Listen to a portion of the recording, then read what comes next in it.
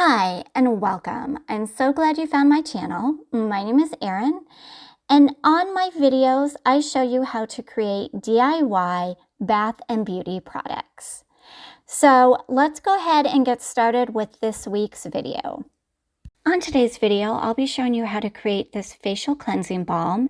It is great for most skin types and it only takes 5 ingredients to create. So let's go ahead and get started. So the first ingredient that I will be using today is going to be jojoba oil.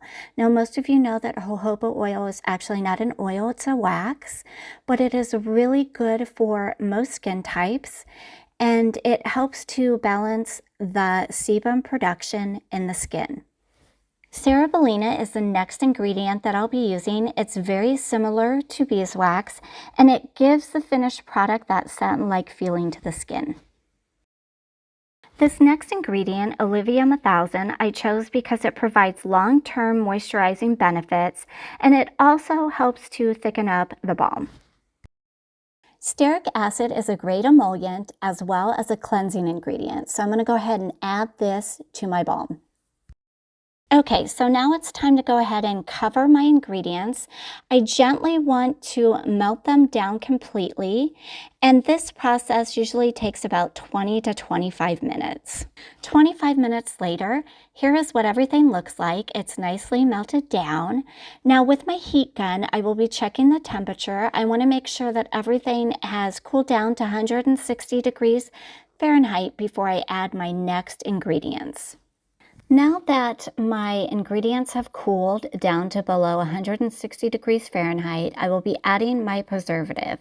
The one I chose to use today is going to be Optifin. Now, normally when you make a balm, you don't necessarily have to add a preservative, but I am going to simply because I know that there's a possibility that this could come in contact with water, and I don't want any bacteria to grow. After adding that Optifin, I need to make sure that everything is nicely incorporated, so I've chosen to use my hand blender. I will be blending this for about 3 to 4 minutes in duration. This will help to cool everything down. After blending, I'm stirring the ingredients just about 1 to 2 minutes more, and then I'll show you what it should look like. Here is my balm. This is what it should look like. It has cooled down significantly, about room temperature, so I'm going to go ahead and pour this into my container. Okay, so now it's time for me to go ahead and put this into my container, and as I'm doing so, let me explain how you're going to use this. So what I did is I took just a very little amount and applied it to my skin, and then I followed up with a warm washcloth, and I gently just wiped everything off.